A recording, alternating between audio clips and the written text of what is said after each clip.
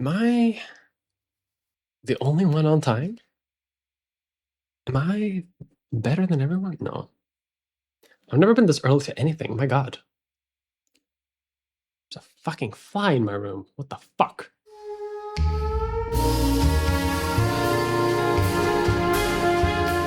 Hello and welcome to episode 12 of Be Gay Solve Crimes, the podcast about how all detectives are transgender. I am November Kelly.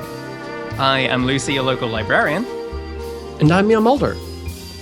Welcome. Hello. That was smooth. Welcome. That was seamless, Fine. I think. Yeah, I think so. And now it falls apart immediately because we all get in our heads about it, you know? We It's do, like I got we too do. good at introducing the podcast as a form of words now. That means it's real. It's real. It's a real thing that we make and we can sort of send to people. No, thank you for joining us. Unfortunately for my radio hosting skills, it is not the first time in my life that I have lamented the fact that I am not, in fact, Orson Welles. But we are doing an Orson Welles movie today, baby. We are doing his final main Hollywood film. Getting Orson Welles dysphoria. Yeah. Yeah, No, as I seriously. said, ending the last bonus episode, I thought I wanted to do Lucy a favour by throwing an Orson Welles movie into her enclosure for enrichment. Yay. Thank you. I also love Orson Welles, and I love this movie. Hey, Mia, what movie are we doing today?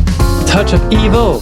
He's so dreamy. A classic film noir. And let me tell you, we don't hang about. We're straight in. Bomb. Bomb. Bomb with an egg timer. Bomb. Listen to this in public without headphones on. Bomb. Bomb. Yeah, put this Bomb. on the speaker at the airport. Play it over the speaker on the train, you fucking hooligan. Just start airdropping this to people. You can do whatever. Bomb! Bomb. Yeah, if you're playing this over speakers on a train, you deserve to be dragged off by the British Transport Police, you know? Fair If you enough. hear a podcast that doesn't look right, speak to a member of staff or text British Transport Police on 61016. We'll sort it. See it, say it, sorted.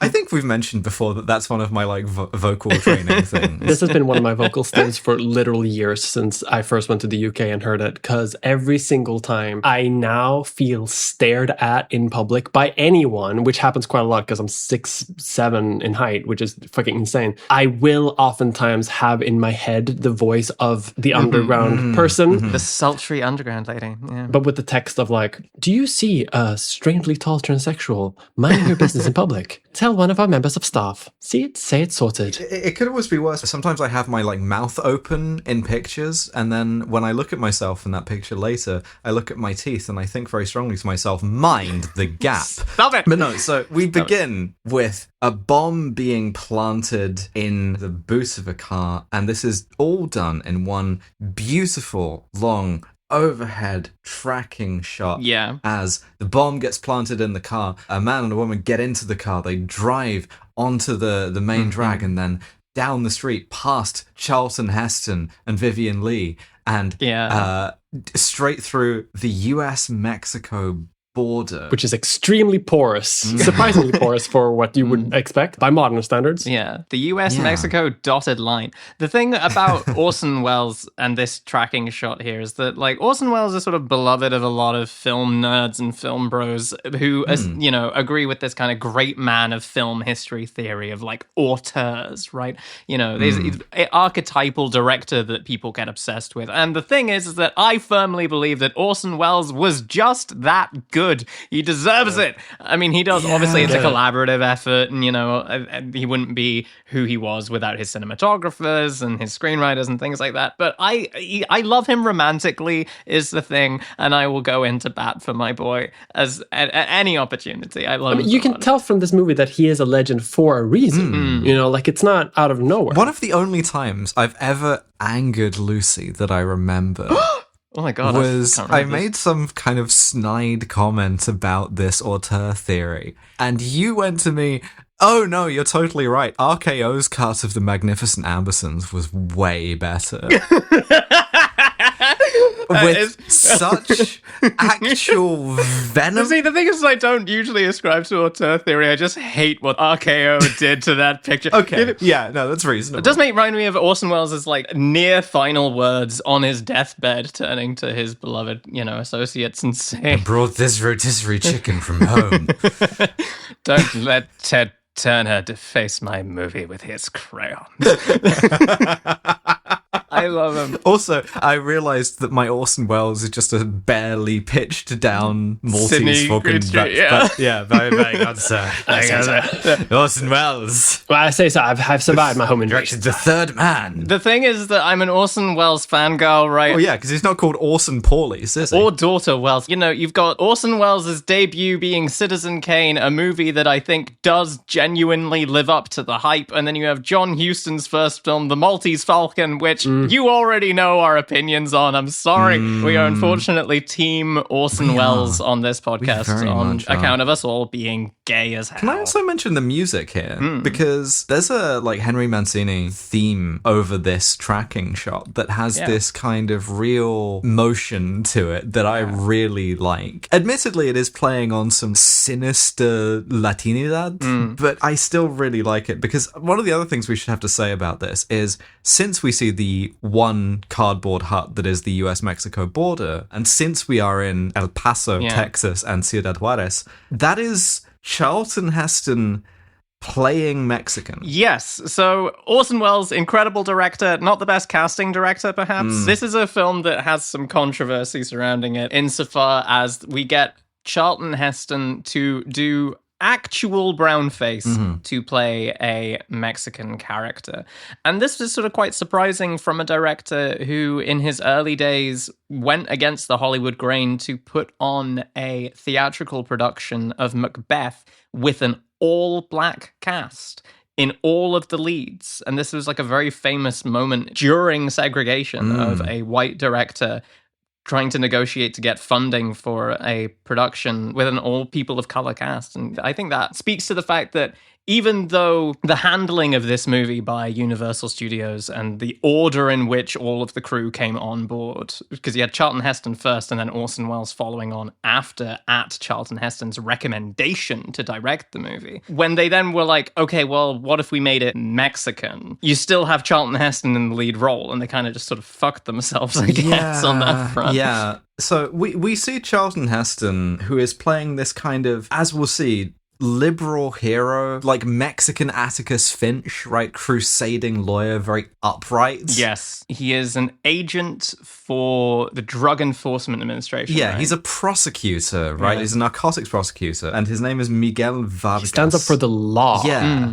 And his wife, Janet Leigh, is American. Yes. We see this because, as you know, this car that we know has the bomb drives achingly slowly past them. The border guards with whom he has a repartee are like, Mr. Vargas, hot on the trail of another dope ring? to which he says a line which has aged just bafflingly. Hot on the trail of a chocolate soda for my wife. Which was a thing. Yeah, a delicious, refreshing chocolate soda. It was a thing. I tried to look it up for this movie, and they look pretty decent, actually. I'm curious to try a chocolate soda. And I could see it working. It's apparently sweet and refreshing. They make a chocolate Fanta, and it is diabolical. When I am on the US-Mexico border, there's nothing that quenches my thirst like a cup of hot chocolate left to cool down. Ugh. I love a chocolate milkshake that's effervescent and fizzy. I love a fizzy chocolate milkshake. A chocolate milkshake you've dissolved a Barocca in, you know? And this woman in the car, incidentally, going past him is like, hey, can you help us? I hear ticking from a bomb in the trunk of this car. There's a lot of ticking. All of these border guards are like, shut up, woman. Yeah. Get out of here, Foyd. You get back through this border into the United States right now, because I'm busy talking to my cool Mexican friend, Charlton Heston. Bitches do be hearing ticking noises coming from the boot of their convertible. Listen, when border guards discriminated against you, I miss when it was discrimination in favor of letting you into the place quickly, you know? Yes. Yeah. Right? Because if there's one thing that Orson Welles hates more than studios meddling with his bloody pictures,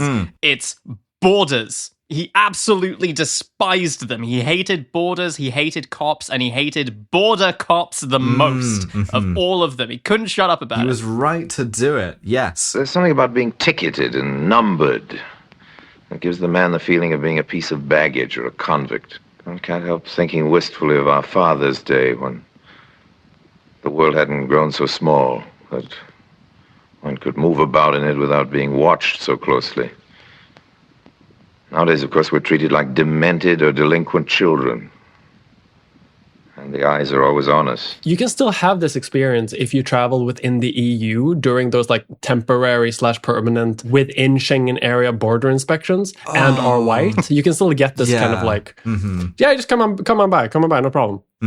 Yeah. It's great. Good thing the UK didn't withdraw from that. I missed my EU passport and getting waved through by the Bundespolizei. Bomb goes off. And Janet Leigh's character, right, Mrs. Vargas, goes, but how could it do that about a car that exploded? And I write down, her stupid ass. I love also how Vargas goes like, well, I have to go find out, and being like, what do you mean? He has the drive to do it. He's a crusading figure. He's like, I'm not going to let stuff explode without me being involved. But also, his jurisdiction is on the Mexican side of the border that he has just seen that car cross over into the US from. So he's like, I need to go and look at this because this might actually be under my jurisdiction. I'm responsible here. Yeah, I guess that makes sense. But I do just like the idea of the confidence of a man who sees something going on and it's just like, I'm going to insert myself into this situation and find out exactly what's going on. Because I would like to do that also when, if I saw a car blow up, I immediately would also be like, let me enter the crime scene, please. Yeah, let me see what's going on in there. Exactly. Love is the running towards. Yeah, and curiosity is just no downsides, right? Cat's got another 8 lives anyway, it'll be fine. Yeah, he sends his wife, who is still grappling with the concept of a car exploding because she's never played GTA because they haven't invented that yet. He sends her back across the border into Mexico, where she is immediately purloined. And you'd hate to be purloined. Yes. You'd hate to be lightly sexually harassed. Yeah. I do want to quickly point out that I think the reason she doesn't understand the idea of a car exploding is because Elon Musk has not invented the Tesla yet. Yeah, they made it to the car in good time, but they couldn't get in. The 50s Cadillac with an I bought this before Elon went crazy bumper sticker. Imagine driving around in like 1941 in like a Ford with like a bumper sticker like, I got this before Ford went crazy. I bought this before Henry Ford II did the plot of Ford versus Ferrari. It's a really wide bumper sticker. No, but so she's harassed by this young man, right? This kid. Mexican delinquent. Yeah, he's wearing a leather jacket with the collar popped in a way that makes him look like the kind of Mexican Count von Count. It's really... He's kind of too camp to be scary, is the problem. He looks like a greaser. 50s greasers have long since lost their bites. They used to be scary. Yeah. They used to be legitimately scary. That's what a tough guy looked like. And then Grease happened, and Fallout 3 happened, and now greasers are just like Grease, lovable. West Side Story, Fallout 3. It takes 2 musicals and a video game to turn your incredibly cool subculture into something that codes for theater kid. Exactly. So he purloins the wife. He says, tunnel snakes rule. He slips, hands her a note that just says tunnel snakes rule. And she's like, oh shit. The thing is, I love being the wife of a major public official and to just follow strange boys who offer me a random note on the street saying like we need to talk. Suddenly last summer. Yeah. I hate to admit this might work on me, actually. I feel like I'm like kind of stupid. You can entrance a woman with an intriguing note. She says, lead on, Pancho, to him, which this is a white woman. Don't do that. That's offensive. They call it out in the movie too. Like, why do you call him Pancho? Yeah, she's just racist. Why do you do that? She's just racist. She has blind spots that are called out quite a bit. There's a line later where Miguel Vargas is trying to get her to go to a hotel in Mexico, and she's like, no, I'll be safer in one in the US. Oh, sorry, did I say something wrong again? And it's like, okay, it's interesting. I mean, there's like some realism to it, I guess. Incidentally, the note just says, follow this boy at once, which me when the twink slides into the DMs. I mean, what? Yeah. But taken to go see the Grandy family. There we go. Yeah. Uncle Joe. Uncle Joe, who is... How can we describe him? Sort of sweatingly repulsive, right? And threatens her in a sort of deniable way, right? And we get this back and forth. Which is very interesting because, again, along with being in the tunnel snakes, one of the things that indicated toughness in the 1950s was saying the word yeah with a questioning intonation. So this pretty quickly devolves into the two of them going yeah at each other. Yeah. Like they can't hear each other on a phone call. Ahoy, hoy. Yeah. And the reason he's like threatening is because Vargas is also prosecuting Grandy's brother, I believe. He has prosecuted him and like yes. pretty soon Vargas is going to go to Mexico City for the prosecution, and now Grandi is like in charge of the family. Right. It's implied that he's trying to put pressure on Vargas to give a specific like resolution here and to come down in a particular way during this case. Now, meanwhile, back at the ranch. Yeah. Meanwhile, on the US side of the border, we see cops doing bits about a guy who just died, which is very realistic and funny. Like, because we learn that this guy who died, whose name is Lineker, right? He used to dominate the podcasting world. Gary right? Lineker. Yeah. And, they're saying, like, it used to be he had this whole podcast industry in his pocket, and now the rest of him is politics. No, it's the line is, An hour ago, Rudy Lineker had this town in his pocket. Now you can strain him through its seal. which Why would you say that? Yeah. Crucially, Gary Lineker has been caught in a car with someone who isn't Gary Lineker's wife. yeah, his daughter comes to identify him, and they're very sort of cruel to her. His daughter Marcia, she'll come back as a character. Yeah. She's like, I'm not acquainted with my father's girlfriends. right, which is a line that may as well be from fucking Federico Lorca. Like, you just drop that with it. But then, Who should arrive, stomping onto the scene. a Amazing. man who knew how to make an entrance. This is Orson Welles playing me seeing myself in the mirror, right? I will lay my... fuck up. No, genuinely, right? I will lay my cards on the table here. I think the detective who is transgender here is Orson I Welles. actually agree. Because I think this is so acutely observed piece of self-disgust with masculinity, right? Yeah. This I is agree. a trans woman's idea of a repulsive man. I have never seen a cis man ever depict a cis man this way. This is a good point. Yeah, I'm I convinced. want to like make it clear here that we're not going with full disgust at just another human being. Orson is wearing like layers of prosthetic makeup and like liquid latex and things, as he always did, to make himself look even more sweaty and grotesque. Fully intentional. Yeah, and he had that kind of thing as an actor where he really did just seem to like transform into the role. There's like tons of videos of YouTube of him like doing like Falstaff or something. Even in Citizen Kane, where it's like a kind of, like the clean girl look of like makeup with no makeup sort of thing. He's fully wearing a prosthetic nose that he felt that he needed to make himself look more like a classically handsome dude. And just he hated his own features a lot and was very insecure about them. Orson Welles would have been such a good makeup YouTuber now, I'm realizing. Oh my god, real. Yeah. We lost some beautiful women. Holding up some eyeliner to the camera, you know? The thing is, I think he was like first and foremost like a stage actor, and then never stopped being that, which is one of the reasons why the movies are so good. Yeah. And this is a real like stage costume too.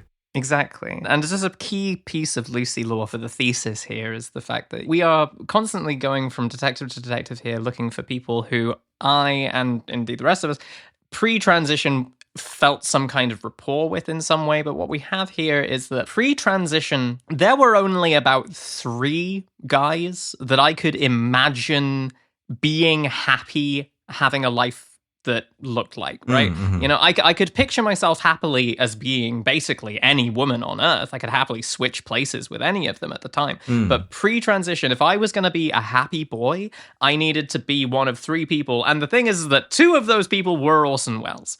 So my question is, why? What was it about our dear mercurial Orson Welles, the self-reinventor, the man who constantly changed, the man who constantly lied about his past and made up new stories for himself, this chief reinventor? What was it about Orson Welles that drew me as a trans woman to that kind of masculinity? It's not going too far to speculate that he kind of gets it. I think know. this character, Hank Quinlan, right, is his name, and he's playing him as your archetypal detective gone to seed, right? So like there's a lot of disgust at alcoholism, there's a lot of disgust at like obesity in there. He's kind of like unshaven, he's sweating, he's greasy as well.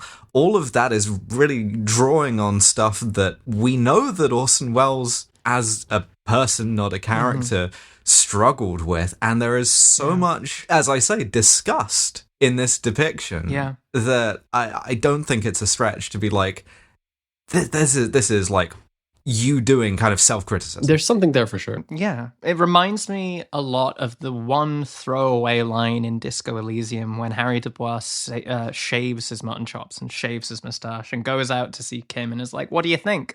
And Kim is just like, all Kim can see is damage, and the sadness in his eyes. And Hank Quinlan here is sort of my nightmare of the kind of person, or not the kind of person, or like, political beliefs at all, but just in terms of physical horror, the kind of man that I would have been horrified to have grown into, and without HRT as basically like a life-saving medical intervention, it fills me still with horror that's just a trajectory that my body was on. I would have grown body hair, I would have grown a beard, I would have aged in all the ways that men age. My hairline would have receded. There is so much here that Orson is creating as a caricature of the worst thing you could grow to be. And it's interesting that he nails it. There's something interestingly didactic about this as well, right? In that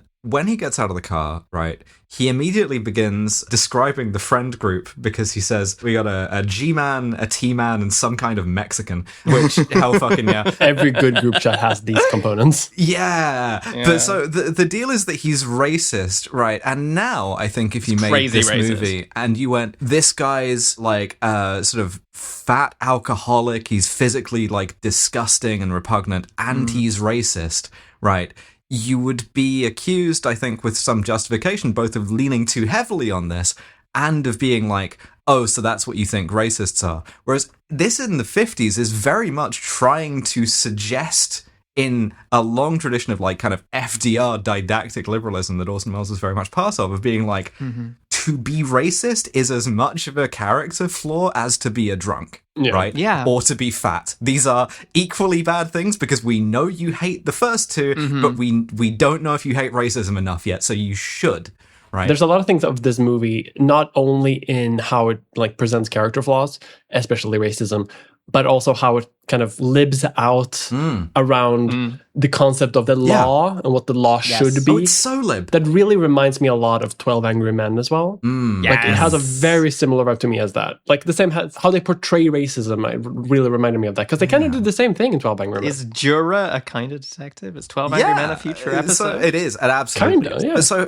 Quinlan is disgusted by Vargas being there, even though Vargas, invoking another piece of liberalism, compares himself to what the United Nations would call an observer. Yeah. Right? I hate to admit that I am a bit of a United Nations lib, so I will. I'm in favor of this observer. Yeah, this is the thing, and I think I'm going to talk about this at length later.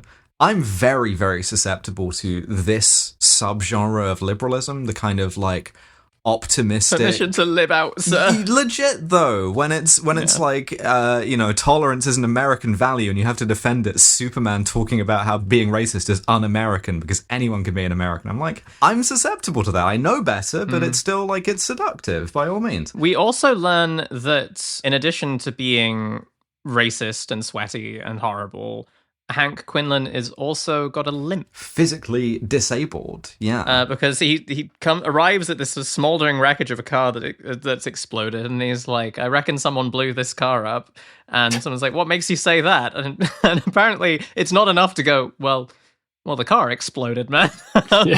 But he has a game leg that twinges he walks with a cane. when he feels that something's up. Because this is a cop that has a lot of physical intuition, right? That's like goes into like his character, right? That like he always gets his guy. Like he's a really good cop. He has the reputation of being a really good cop because he always gets his guy because he has a really good intuition, which kind of leads into the more thematic messaging of the movie later on, where maybe intuition is not good enough, but exactly.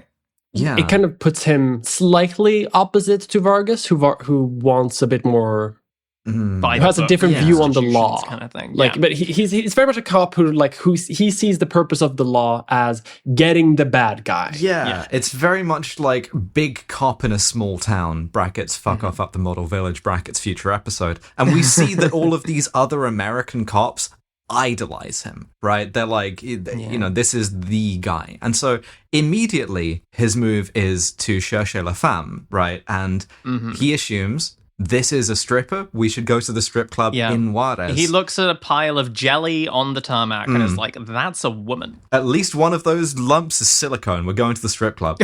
So one of the guys says, we can't just cross into Mexico like this, which is an interesting counterpoint to future episodes Sicario, I think. Interesting. Yeah, because he's sort of like, they are jumping back across this thing, back and forth and back and forth, like they're doing the fucking hokey cokey. Yeah, Vargas is tailing along, but looking for his wife, and the whole time he's walking, a guy is doing the Assassin's Creed following mission on him. Yes, yeah. We have also, at this stage, been introduced to Pete Menzies, who is basically Orson Welles' partner and hype man. Esprit de corps stat through the roof. He loves this guy. He's the, With a capital L. Oh, quote yeah, unquote. we will make that very explicit. He lives for Quinlan. So we go to the striptease joint, as they term it, and we find that they don't know the woman, I believe. Yeah. Vargas dodges an acid attack from the guy who in the Mexican Count Von Count, the guy in the jacket. Tunnel Snake's rule.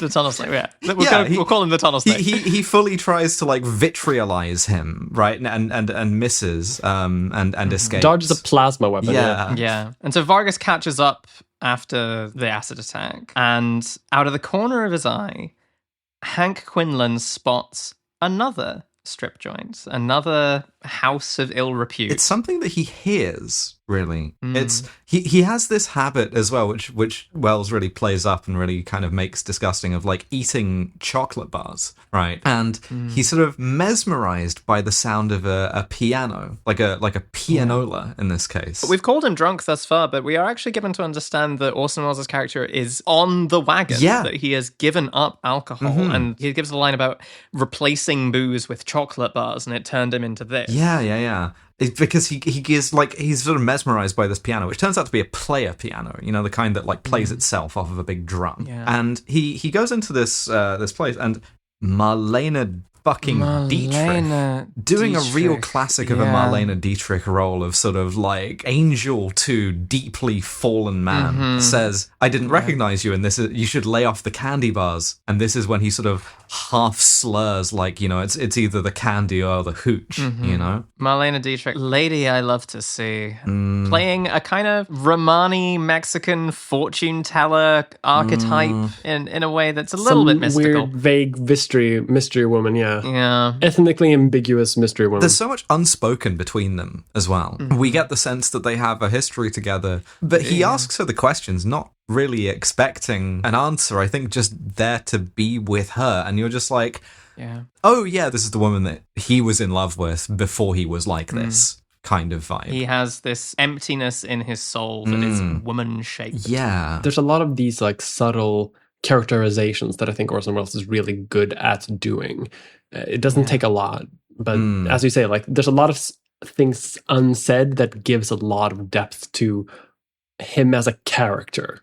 Would it interest you to know that this character, Marlene Dietrich's character, is not in the book and was added into the adaptation by Orson Welles? I would not be surprised. She doesn't fit super well into the narrative of the movie. I feel like you could take her out and it would still work quite well. Even though she has the final line. I know, but still. What's interesting is that Orson Welles did the script for this in like 2 days.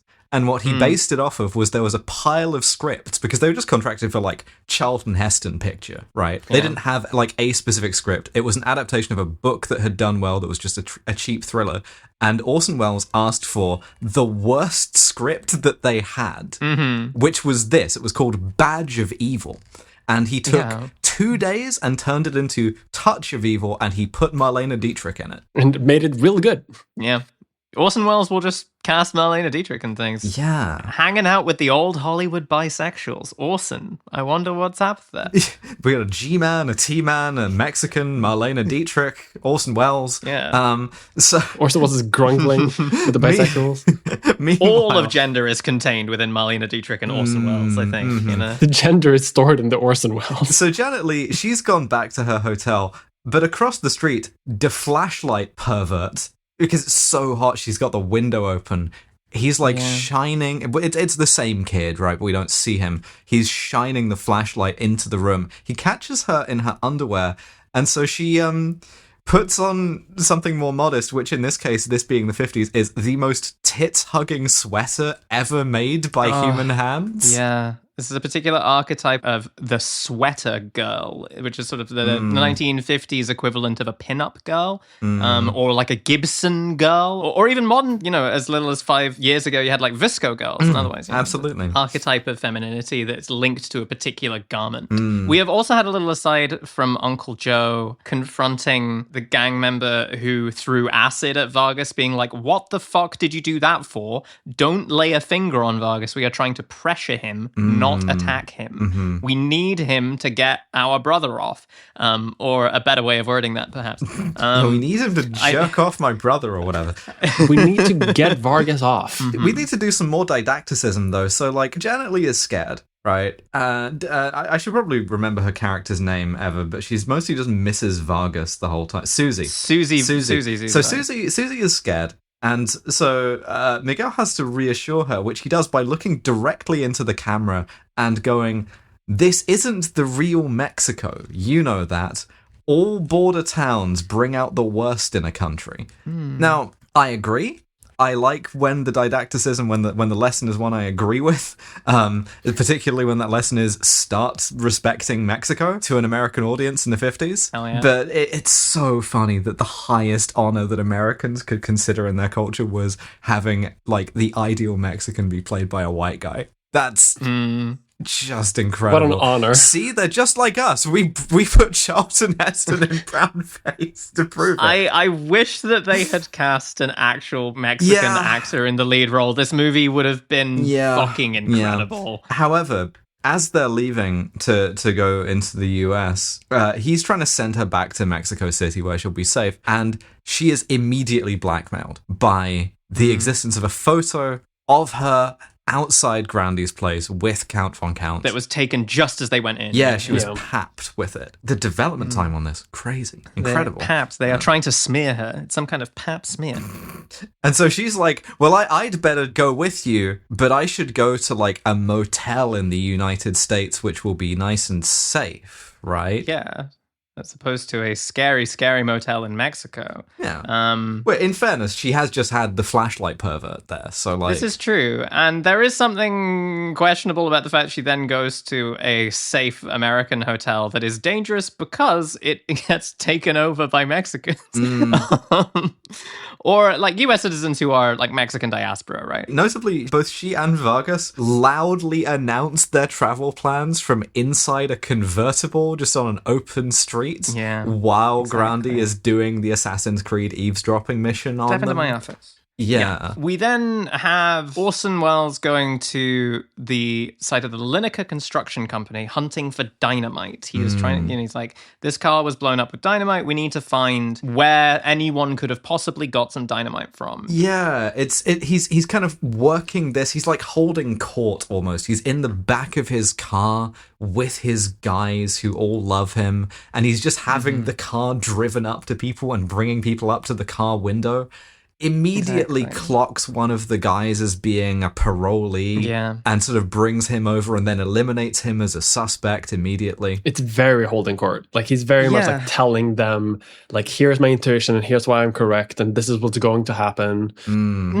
Well, because he knows the area and he knows the people who have been involved in crime in the area, and he identifies this guy as someone who shouldn't be able to be working at the moment, and finds that this ex-con shares the same lawyer as the Grandy gangsters. And so they're like, oh, okay, so the Grandy family had access to this dynamite, huh? That's interesting. Okay. He also goes to the construction site, which is owned by the guy who was killed. So there he does make a connection in that way. Yes, it's a Lineker construction site. What it seems like is he constructs a narrative based on intuition, which is he has a guy that he likes for it, this guy Sanchez, right? And he is presented with another sort of perfectly cromulent suspect, this guy who has like a history of sort of like using explosives, and he kind of taunts him, but he excludes him immediately. Notably, this guy is white, right? He's like gonna fit this one guy, Sanchez, into his intuition. Incidentally, at this point, we see Susie check into the motel from Asteroid City. Yeah. And we get, I guess, the weakest part of the movie, which is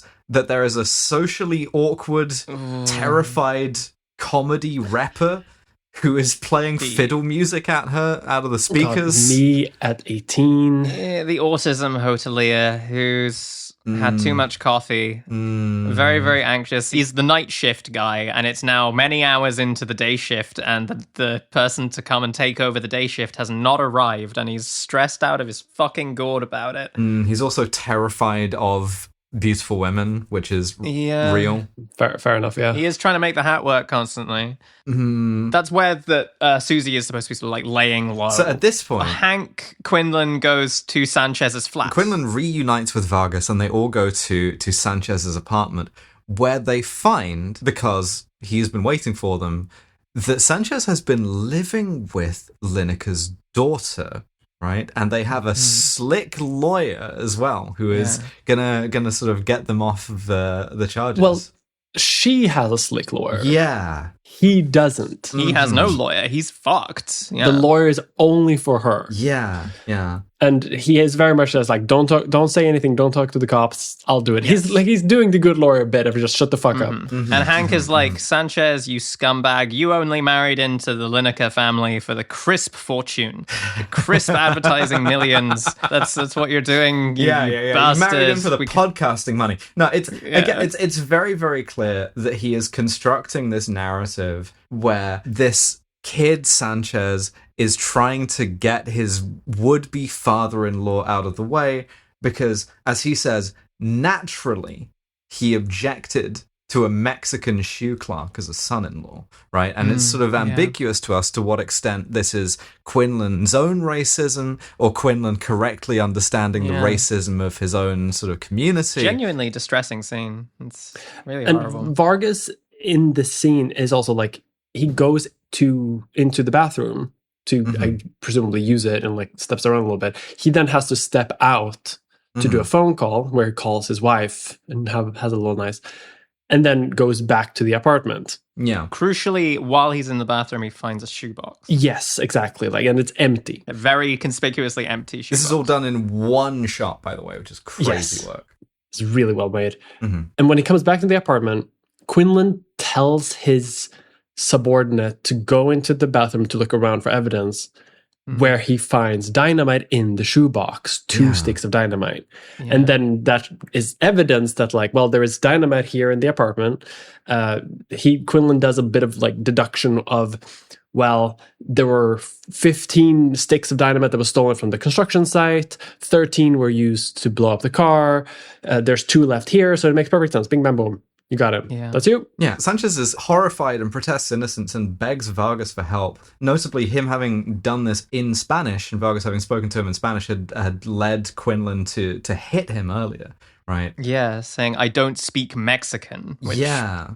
Even when he's having his partner search the bathroom, he's sort of like consoling him in this sort of Stockholm syndrome kind of way where he says, I'd only slap you again if you got hysterical again. It wouldn't be anything brutal. And incidentally, by the way, when Vargas steps out to use the phone across the street, the woman who lets him use the phone is very, very nice to him. And we're left to wonder whether that's because she's blind. Yes. And can't tell that he's Mexican. Interesting. Yeah, because Vargas, his American accent and his pronunciation of English is impeccable. Yeah, he sounds a lot like Charlton Heston. Sounds a lot like Charlton Heston. His mother tongue, however, is apparently dog shit. He's really forgotten how to speak Spanish. But we have him basically like code switching while he's on the phone, calling up the most beautiful woman in the world in the most incredible satin lingerie that I have ever wanted for myself. I need it. Give it to me now. Please subscribe to the Patreon. She's laying in bed being eepy. It's too hot. It's too hot, you know. And when I'm overheating in a heat wave, I absolutely start wearing satin. Yeah, that's what I for the reach lingerie. for. Absolutely. You end up going through a lot of laundry during a heat wave. I can tell from experience, and after a while, you just start wearing weird shit. Yeah, just wringing it out like a wet flannel. The fact that these people are communicating in Spanish and Quinlan doesn't speak Spanish, or in his words, doesn't speak Mexican, absolutely fucking infuriates him. This is something that is like, how dare you communicate in a way that I, the law cannot comprehend around you. Do not. Yeah. Vargas translates it for him, and he was like, actually, he was being very deferential towards you. Yeah. He was just telling you where the phone was. El teléfono está en la recámara. Translation. The telephone is in the bedroom, senor. That's all he said. Also, he told me he thinks he's in for some sort of third degree. I assured him he had nothing to worry about. As Sanchez is arrested, right, he begs Vargas for help on the grounds that he's being framed, right? And Vargas objects, right? He talks to Quinlan. He says, I know for a fact that shoebox was empty. And you're trying to frame this guy. And what's interesting is that before he starts abusing him again, Quinlan says with almost tenderness, I know how you feel. Do you? Sure, I do. Right, and there's this kind of second between them before Quinlan sort of backpedals this into more racism and says, you people. You people are touchy. It's only human you'd want to come to the defense of your fellow countrymen. But there's a real moment where it seems like almost sort of like accidental compassion there that I really find fascinating. And it's a really intriguing way to play it, is to just have this sort of like little like glimpse almost. Yeah. There's also something here with Quinlan having Charlton Heston dysphoria. Where Grandy does too. Like when Grandy goes to follow him, right, and it incidentally gets caught and gets pulled into the apartment and arrested by Quinlan. When Grandy follows him, he says, he's fuming about him and his wife, right? There's naked sort of sexual jealousy from both of them, of Vargas and of his wife. It is, but in more than like the sexual jealousy, there's also something about the kind of man that Vargas is in comparison to the kind of man that Quinlan looks at himself in the mirror and sees that he has become. Yeah. Because he's responds to it in this like kind of aggressive way of reasserting that his life has value and worth. And he says, Well, listen, I got a position in this town, a reputation. Who's Vargas? He just like has underestimated his drive and his commitment to being the very thing that Quinlan presumably made a vow when he became a cop that he would uphold, and has since corrupted himself in his sort of desperation to perform something. Deeply wounded sort of big man. But so because he's sort of brought Grandy in, and because Quinlan's left alone with Grandy, Vargas storms out and he's left talking to the DA, right? And the DA is woke. Al Schwartz. Al Schwartz is woke, right? He's the kind of white guy who is in this for being able to say amigo to a Mexican guy. He is Leo DiCaprio doing a little whistle from one battle after another. And so he believes him instantly that Quinlan is trying to frame Sanchez. And they leave together to go and look into this. Meanwhile, Grandy starts working on Quinlan, and it's framed absolutely as a seduction. Right? Makes him fall off the wagon. They're very much like, let's team up against this fucking guy, this goddamn Mexican who coming in here telling us how to do our shit for different reasons, this right? Guy who kind of shames both of us. And so, he offers him a drink, and you see it in this like heartbreaking thing of like last thread of sobriety being tugged at hard. He's like, I don't drink. Like reflexively. Yeah. Because he also reacts really negatively to the implication that he plants evidence to get his convictions, right? Like he really hates that. He really overreacts to that because he's famous for his intuition, right? And but also because it turns out that he does plant evidence, and this was a fairly obvious example of it. And he's he's becoming undone over the fact that like, oh, I'm actually encountering a guy who is going to try to uphold the law, capital letters from the law. Yeah. I'm fucked if I don't do anything here, because my whole thing is going to get unraveled. He's playing this like a kind of mix of Iago and Othello. Like the sort of seething jealousy and resentment, but also sort of like being torn apart from the inside. Speaking of brownface, unfortunately, Orson Welles has played both of those roles. yeah. But this was before they had invented Patrick Stewart just swapping the entire cast. So that he could play Othello. Oh no! Oh god! Othello is about anti-white racism. Yes. shit me. Yes. The All Lives Matter production of Patrick Othello. Stewart did the All Lives Matter Othello. I haven't seen it. Oh no. But I think it's Oh Christ. conceptually really funny that it exists. Amazing. So, speaking of, imperiling white women, I guess, we got to talk cut about to- the psychological wife torture arc, which is, I would say, again, one of the weaker parts of the movie. It is a bit. It is. Yeah, because Grandy's plan involves menacing her lightly with the local Mexican diaspora youth. The Mexican goon squad. It's a weird plan, right? Because it involves, like, a lot of psychological menacing and then just doing the horrible thing that you could have done to start with. I think because the movie needs to be 90 minutes. Again, Orson Welles wrote this in 2 days. I am distracted constantly by the fact that some of these tunnel snake boys, one of them looks so much like James A. Caster, it freaks me out. true. There's also one who is the spit of Matt Smith as Doctor Who, and both of them are gurning. Yeah, that really removes a lot of the menace. Yeah, They are. they're doing kind of menacing to her. Initially, it starts as the kind of like teen harassment. This occupies a similar place to me as Eden Lake, right? Eden Lake is a kind of very, very dated, I want to say 2005 piece of chav horror, right? Where it's like your kind of folk demon working class youth, right? You are right to be afraid of them because the thing escalates from initial antisocial behavior all the way through to Burberry deliverance, right? Yeah. In the same way. Asbo, the movie. Yeah. In the same way, this turns from like, oh, they're driving their hot rods around and playing music too loud to you are imprisoned in the room and Mexican Count Chocula has taken over the phone system and you can't call your husband for help. I can't leave the hotel. There are Mexicans in the car park outside. And the thing is, they're playing horrible, like, music over the tannoy just at her, which I would be killing myself at this stage. Not because of, like, the menace, but because of the fucking auditory overstimulation of, like, music being piped into my hotel room. That is violence against me. How dare you? That's literal nightmare. That's the worst part of the entire movie, I feel like. They mentioned that they have brought a hypodermic needle and that they are going to inject her with something. The nervous Nellie from earlier arrives, doesn't realize this is the peril of the situation, saying, which one of you is the day man to relieve me from my shift? Well, it's definitely not Count von Count on account of the vampirism. But, you know. Exactly. But they like bundle him into a sort of like side office, which also controls the music that's playing. At this point, shout out to evil Mexican women, because the gang have brought 2 women along, brackets, tunnel snakes. Yeah.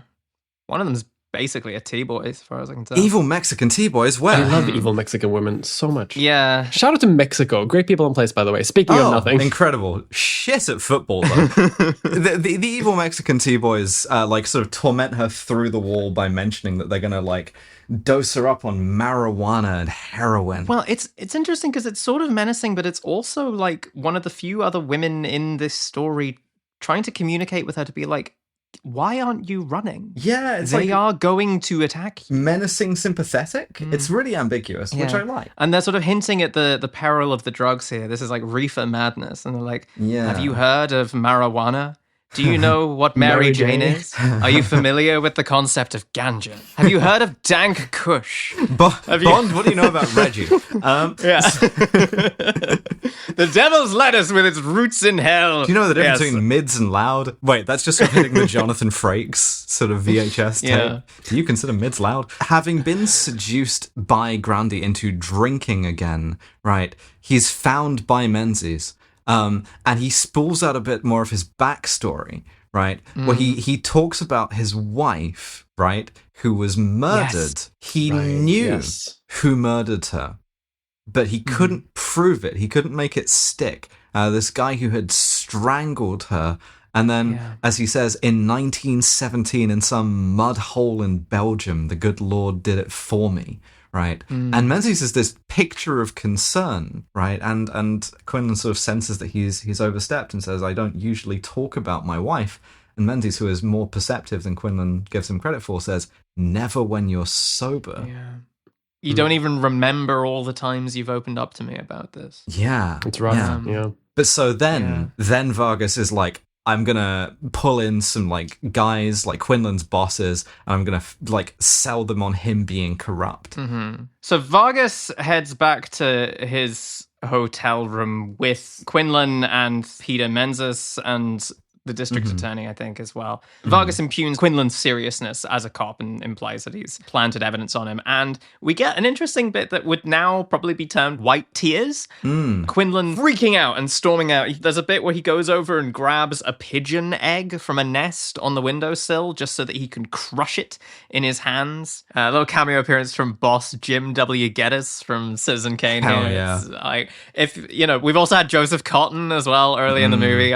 This movie is made for me to be clapping like a seal on my sofa, being like, I recognize them. They do not believe him, and we get again on sort of racial lines. And Quinlan finds out. He comes in. He sort of advocates for himself in a very familiar way to readers of like tabloid newspapers, where he says that Vargas seems to think it doesn't matter if killers hang or not, so long as we fill out the paperwork. Yeah. Right. And this is where we get the big sort of FDR-shaped hammer of you will accept the cultural liberalism of Hollywood here. And look, I've talked about wanting to be a cop a bazillion times on this podcast and elsewhere. When it gets me, it is often of the framework depicted here, where Vargas, as this statuesque crusading hero, says, in any free country, a policeman is supposed to enforce the law, and the law protects the guilty as well as the innocent. Our job is tough enough. It's supposed to be. It has to be tough. Policeman's job is only easy in a police state. That's the whole point, Captain. Who is the boss, the cop or the law? Of course it's hard. It's supposed to be hard. A policeman's work is only easy in a police state. And I'm like, yeah, fucking have it. I lived out so hard to that scene. Yeah. It's so good. It's like, you're telling me that there's a job that requires not just grueling self-sacrifice, but like honorable failure in the service of the law? I don't think a policeman should work like a dog catcher. I'm gonna internalize that into my belief system. And he's done some snooping. Yeah. He's done some detective work, and he has found that Quinlan has ordered in the past 17 sticks of dynamite for his turkey ranch, I believe. American ranching is crazy. Gonna retire, settle down, Gonna dynamite the shit out of those turkeys. How do you think they make Twizzlers? How much dynamite do you need to cook a Christmas turkey instantly? Yeah, it's like he comes down the stairs and he's like hooting and having a terrible time, being like, and there's an incredible line, 30 years of dirt and crummy pay, and what do I have to show for it? A turkey ranch. And I'm like, what, man? I'm only retiring. What do I have? Only a couple of acres of actual land? Yeah. This is why, again, you have this bit of him drunkenly finding, identifying, and then spitefully crushing a pigeon egg on Vargas's window. And it's just like there's this whole world inside this guy where it's like, how the fuck do you like notice that in the first place because you're a good detective, identify it because you used to be a more compassionate person, and then because you're a deeply damaged one, just kill this thing out of spite, you know? Yeah. The 30 years of dirt thing, by the way, you know, Jules remains still gleaming. That devolves into sort of this like incoherent like howling almost. Again, it's pain, this keening. Yeah, I've depicted myself as the sort of calm, unbothered lib chad, and you as the seething, drunken, corrupt cell.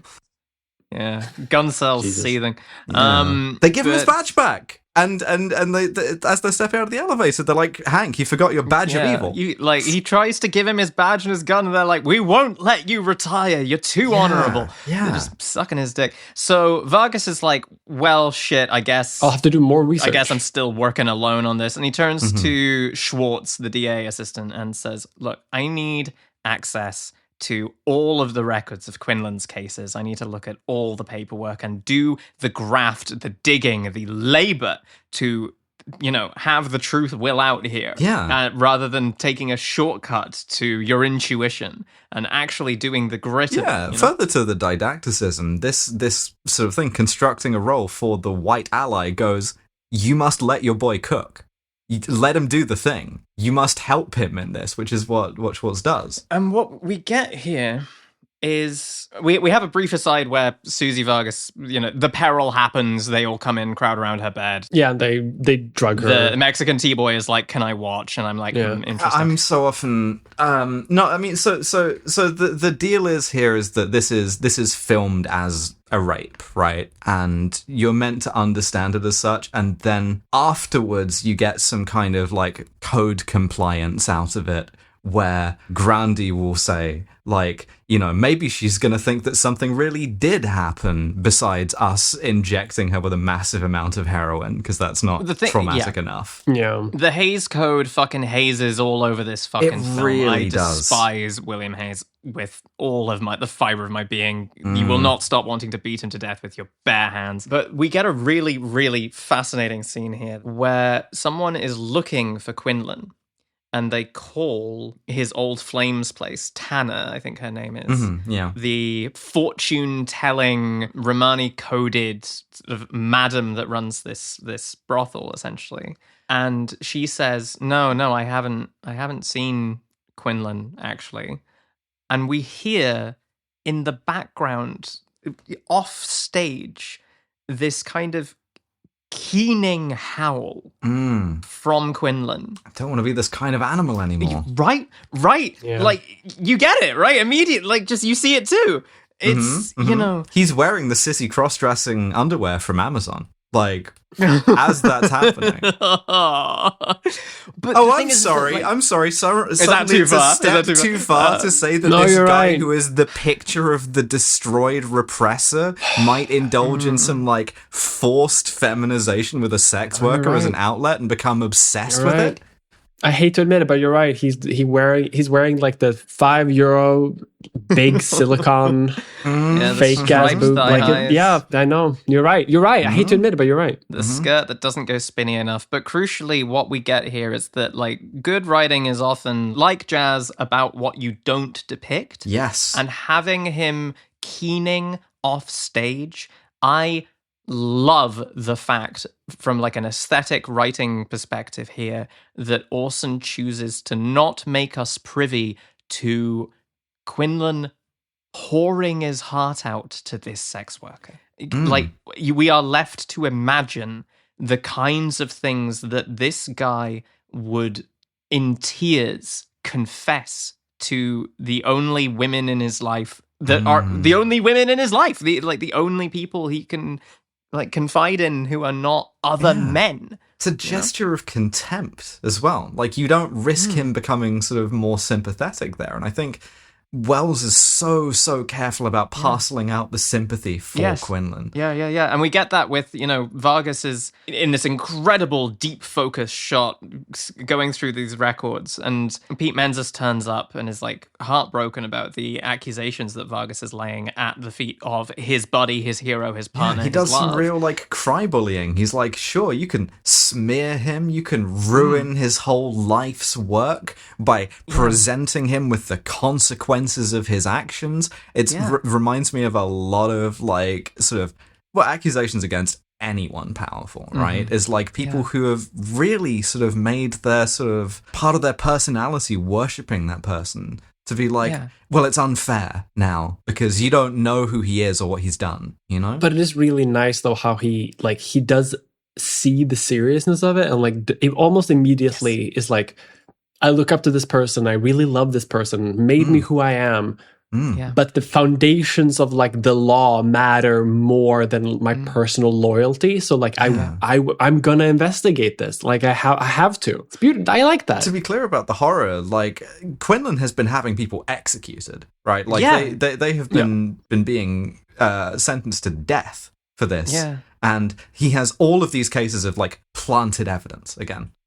Even though we are like showing a wounded center at Quinlan's core, the fact that he doesn't want to be this kind of animal anymore, or is horrified at the fact that he is this kind of animal, the film explicitly has our hero Charlton Heston in brown face say, what about Quinlan? What's he done? What about those people he put in the death house? Save your tears for them in like a saluting the liberalism of it moment. Absolutely. This is good Shakespearean tragic writing of like having artistic empathy for a villain and giving them depth of character, but we are very clear about the moral line that we are taking here. Living out a touch of evil, once again.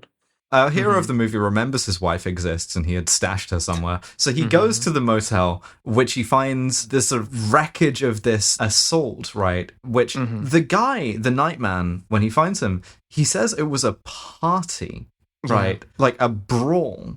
And the room is trashed. And he asks about this and he says, it wasn't that kind of a brawl, which is in itself, like, it just contains a whole universe of James Ellroy horror. His gun has been What do you mean I lost my gun? Important plot point. The Nightman is also terrified by the fact that the room smells of weed and runs. Stinks of weed in There's here. a lot of reefer stubs on the floor. We cut to Susie Vargas passed out. She has been moved because she is not in the Asteroid City hotels anymore. She's now in Uncle Joe's hotel in a room, passed out on the bed.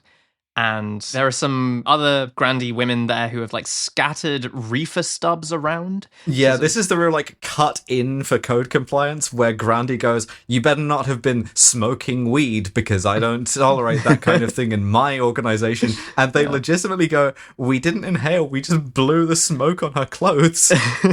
It's not habit forming. It's the cheapest drug there is. But so what we end up with is Susie like on the bed sort of semi-conscious, Grandy and Quinlan, right? He comes and he sets his cane down. This is where Grandy does the, when she wakes up, she's going to think maybe something really did happen thing. And Quinlan has Grandy turn off the lights.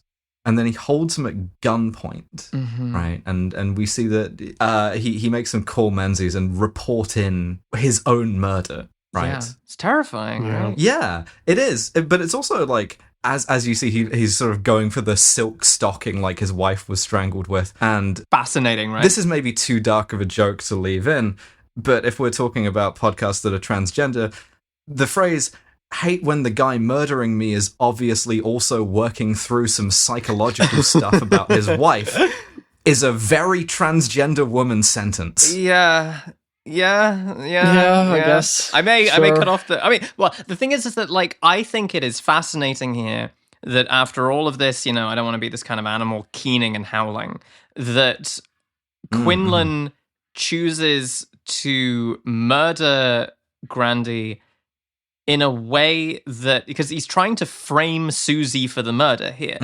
So he is trying to get in the headspace of how Susie would murder someone.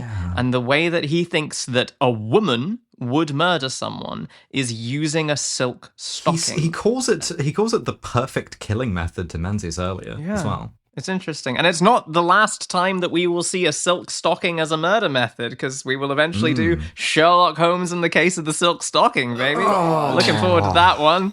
One of the first films I ever watched with Nova, incidentally, and I'm amazed she still likes me after and somehow So, but he murders Grandy and then leaves, forgetting his cane in the room. Yeah. Right? He's a bit rattled also because he is unraveling more and more. Yeah, it's crashing out. Yes. So at this point, you know who else is crashing out is Vargas, who's now getting his like shirt torn open to the waist and is screaming about his wife. Where's my wife? Yeah, they get an incredible shot of him picking up some twink in a bar and just like using him as a rag to wipe the bar down. Yeah. It's beautiful work. There is also a quick interstitial here. When he reports in his own murder, they are also interrogating Sanchez. Yeah. And basically putting the screws on him. Yeah, and he won't admit to it. And so this leads Quinlan to shout at Menzies, just do your job, just break him, right? Because as the viewer, you're watching this and you're pretty convinced that Sanchez is innocent and just fully framed. Yeah.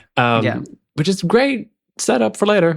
Absolutely. We're gonna have some things to fucking say about it at the end. But Susie wakes up, sees the sort of genuinely like quite terrifying shot of bulging eyes of this murdered Uncle Joe above her bed, and goes out onto the balcony screaming for help. They're all just sort of like waving at her, presuming half of them are American troops on leave. It's just like, yo, naked woman, right? Yeah, like, I guess. it's Someone screaming in terror. It's hard to interpret what that could mean. Clear and open communication. yeah. They arrest Susie and they're trying to frame her for the murder of Uncle Joe because, as we all know, when you take a lot of weed and inject a lot of heroin, it turns you into an angry, murderous, rampaging bull capable of fighting. Weed does that, I've heard. So Vokes goes to see her in jail, and he's like devastated. He's like consoling her, and the sight of this just kind of, either that or Charlton Heston's chest hair, finally kind of breaks Menzies, right? Yeah. And so he takes him aside and he shows him the cane, right? Because, again, it's entirely unspoken, but like Quinlan left it there kind of drunkenly not caring, expecting Menzies to clean up after him, right? We also find out that the heroin that she was injected with is not heroin, but sodium pentothal, because presumably heroin is crazy expensive and heroin Hays addicts Code don't is- want to share. This is, The Hays Code is so annoying. Someone stepped on this batch. How does one even obtain sodium pentothal? Yeah, but guess who's retreating back into his yearning fantasy world? Because Quinlan's back at the Repper brothel. He asks her for a tarot reading, and in an all-time sort of noir line, Come on, read my future for me. You haven't got any. What do you mean? Your future is all used up. Yeah. Is that good? Rough. Is that good? it's also like the fucking the player piano, right? Is itself. It's the sound of useless memory. It turns in on itself. The whole world is like a barrel organ which the Lord God turns, right? It's this circular Bars. sort of. I got a tarot card of Orson Welles flying a hot air balloon into some pylons here. And so what we get is the finale, because if there is one thing that Orson Welles knows how to do, it's a fucking finale. Oh good. my He's so fucking God. good at these. Speaking of Assassin's Creed eavesdropping missions, Yes. right? Menzies agrees to wear the wire from The Wire, There's that- future episode. Like a 1950s wire, which is radio controlled, where you need to be within like the Assassin's Creed radius, and like do parkour around them without being seen. Fucking car antenna sticking out of his fucking jacket. Shirtless with his car antenna, trying to follow them around, and so he calls Quinlan out of the bar, out of the brothel, and there's this heart-stoppingly tense moment. I love this, where Quinlan seems to clock him instantly by going. Like he asks him about like framing Susie, and Quinlan says, Gotta explain that thing you're carrying around now. What's it called? Thing you're wearing? his heart sort of stops. So good. It's so good. That halo looks real pretty on your feet. Yeah, pretty soon you'll be sprouting wings like an angel. It's like there's so much bitterness here about the kind of man that you are and the kind of man that makes me feel like I am. And it's like he hates it. He is seeing so much this envy, distorted reflection of himself. And like Orson Welles' films always love distorted funhouse mirrors that a character can be disgusted at themselves in. It is astonishing as a motif throughout all of his work. And Menzies is trying to like push him into the admitting corruption, and you see that again he's not corrupt for money, right? He says, don't you think I could have been rich? But he doesn't want to be, right? He wanted to dynamite some turkeys. A shot that is perfectly composed to cut off the word trans in the background, which I think is probably going to be the episode It art. abso-fucking-lutely will be the episode art. You can bet your life on it. He invokes his wife, and he says, I'm always thinking of her. Drunk or sober. sober. What else is there to think What about? is there to think about? Except my job. My dirty job. This is a man who has been destroyed by grief and the job, the badge of evil, right? Damn, shit, is that the touch? Is that the evil? Yeah, that's the touch. That's the evil. Is that from touch of my God, that touch is evil. Evil touch, evil touch. And so Menzies is like, well, who did you frame? And he insists on this of nobody that wasn't guilty. Yeah. While Vargas is like under this bridge that they're on, having to wade in the filth. Speak to into try my and, like, cavernous hear and them. Carnegie Hall tits. And then he realizes that he's wearing a wire. Yeah, because he hears it come out of Vargas's speaker. Incredible Right, he sound hears the design. echo. Like Orson Welles is first and foremost a radio dramatist, and he knows how to use sound. It's extraordinary really good. work. I love it. I'm talking to you through this walking microphone that used to work for me. And then rising tension, you're like, everything's fucked. And then Hank Quinlan shoots his old partner, Pete, murders him dead, and goes to wash the blood off his hands in the Rio Grande. I think, is it the Rio Grande? In the garbage. Yeah, in the garbage-strewn, horrible Rio Grande. Yeah. Metaphors are for cowards. This is high melodrama. I am seated. I love this shit. This is so good. He tries to do one last frame. Yeah. And calls Vargas out, holds him at gunpoint. He's like, this is your gun. From the motel that killed Menzies. Yeah. So you're resisting arrest. It's on you. Do you think, who will believe you? They always believe me. It's more and more sort of like incoherent and like more and more slurred as well. And then Pete, with his last dying breath, bleeding out, shoots his old partner again. Who again in this incredible shot, which is the basis of which is, you know, I recommended onto this movie in the first place when I was younger from this shot of Orson Welles just going backwards into the Rio Grande. It's incredible. Yeah. Just before he falls in, he goes up to the Pete's corpse and he says, That's the second bullet I stopped for you. and blood from Pete's hand drips down, and it's not quite onto the ring finger of his left hand, but it's the ring finger of his right, and it's like there's some real like married by blood esprit de corps shit here. We are being gay and we are solving crimes. This is like astonishing. Oh my god. That's a fucking movie, yeah. Well, we got one final line because he falls back in and the Hays Code fucks this so badly. Oh, so no, I have mixed feelings about this. I like this as a twist, right? It's so... Okay, it's a little bit fucking PragerU sometimes.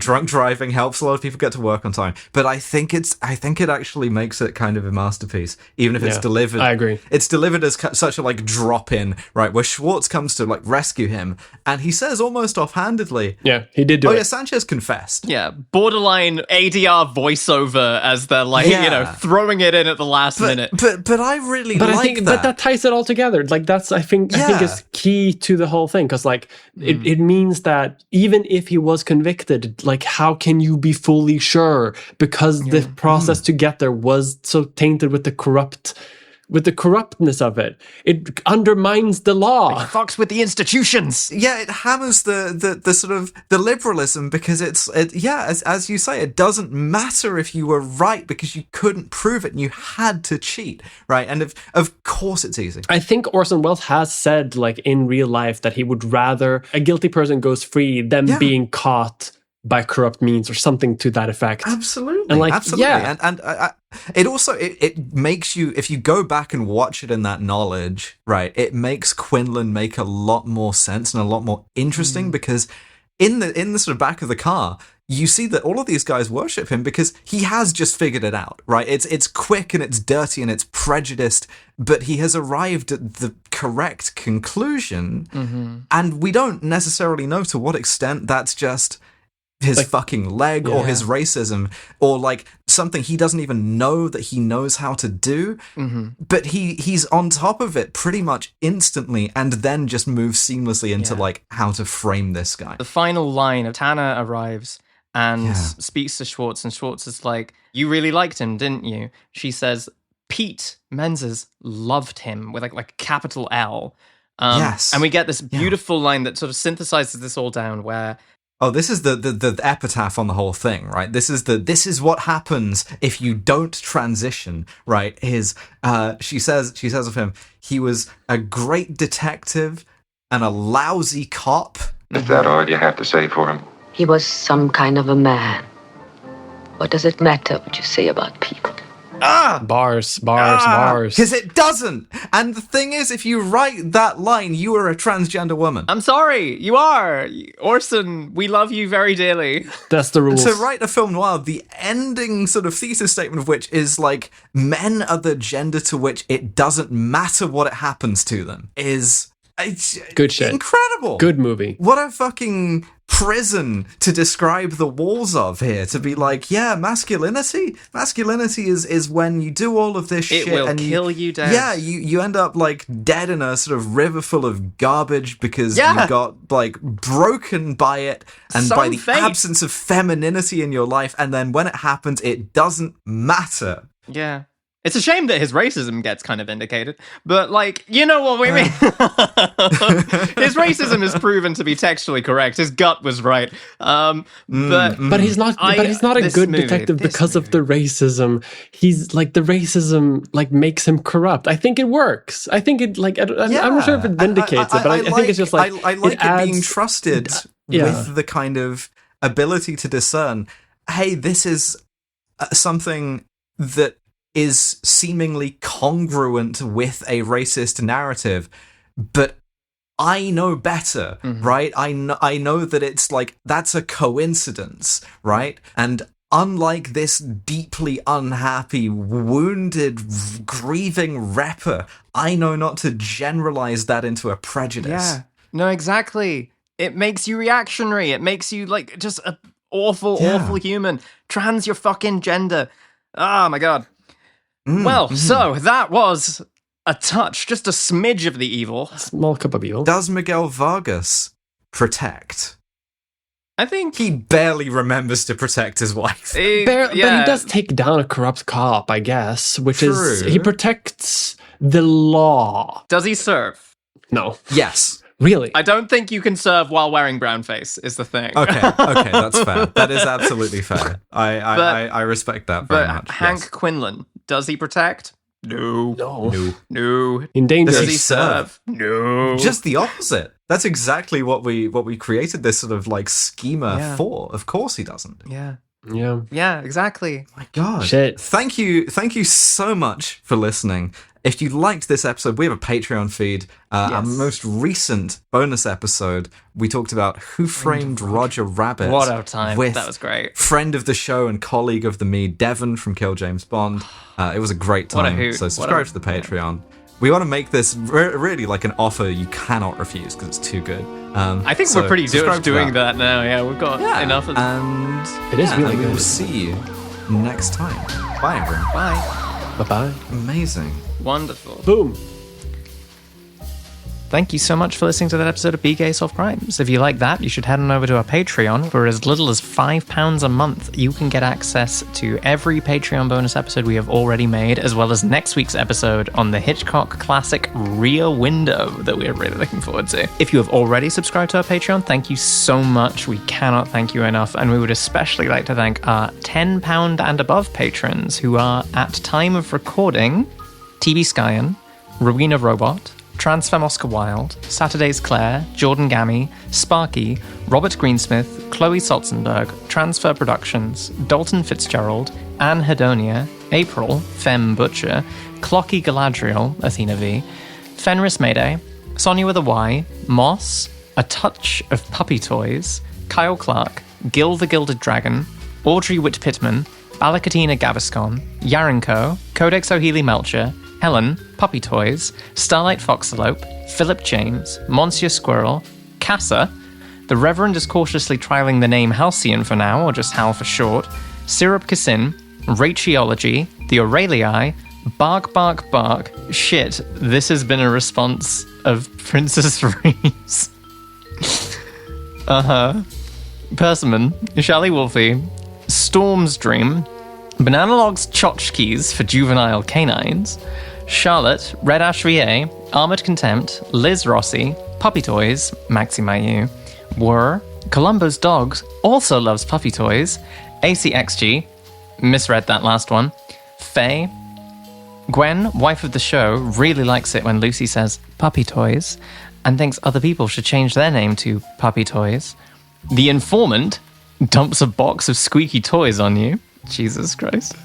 A Regulator, Brianna the Midwest Transplant, the suspiciously woman-shaped puppy toys, Blue forgot her name again, Grace is a dog, woof, maybe not another puppy toy, Charlotte with a D, Maggie Parry Mantell and her dog Patch, Ember Eagle, Must Be Zip Tied, K of Joanna, Doc Bones, McNorsks, changed that just to trip me up. Nerves Nebula, Cassandra T, Caitlin is a kitty puppy, Bean, and Space North Paw. Thank you so much for all of your support. We could not do this without you. Your support allows us to keep the show completely ad-free and allows me, ever so slowly, to maybe even someday save up for surgery within my own lifetime. So thank you very much for that. See you next time. Bye. That sort of policeman is a criminal in uniform. But there is another sort of police abuse. And I think we all suffer, more or less. And we suffer at the hands of good policemen. Policemen doing their duty. These are all the little petty annoyances. Don't seem very important, but add up to an invasion of our privacy and an assault against our dignity as human beings. We're asked, state your sex, male or female, for example. Why should I have to answer that? State your race and religion in block letters. Well, now, why should I have to confide my religion to the police? Frankly, I don't think anybody's race is anybody's business. It's the essence of our society that the policeman's job should be hard. He's there to protect the free citizen, not to chase criminals. That's an incidental part of his job. Free citizen is always more of a nuisance to the policeman than the criminal. He knows what to do about the criminal. Obviously, individual effort won't do any good. There's nothing an individual can do about protecting the individual in society. I'd like it very much if somebody would make a great big international organization for the protection of the individual, for the laws which protect us against the policeman.